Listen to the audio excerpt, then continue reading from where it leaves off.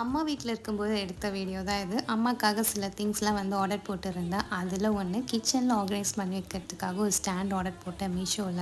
அது ரொம்பவே மோசமா வந்ததுனால Flipkartல ஆர்டர் போட்டேன். முதல்ல ஆர்டர் போட்டது வந்து ஸ்டீல். ஆனா இப்போ ஆர்டர் பண்ணது வந்து அயனு. Black coating குடுத்துருந்தாங்க. ரொம்பவே சூப்பரா இருந்துச்சு. ஆனா இதுவும் டேமேஜ் ஆயி தான் வந்தது. சரி ஓகே அம்மா கிட்ட கேட்டேன். ரொம்ப ஸ்ட்ராங்கா இருக்கு. உனக்கு ஓகேவா அப்படின்னு கேட்டேன். ஓகேன்னாங்க. உடனே எங்க அப்பா தூக்கிட்டு போயிட்டு என் தங்கச்சியோட தம்பிஸ் மேல வச்சு டிங்கரிங் பண்ண ஆரம்பிச்சிட்டாரு.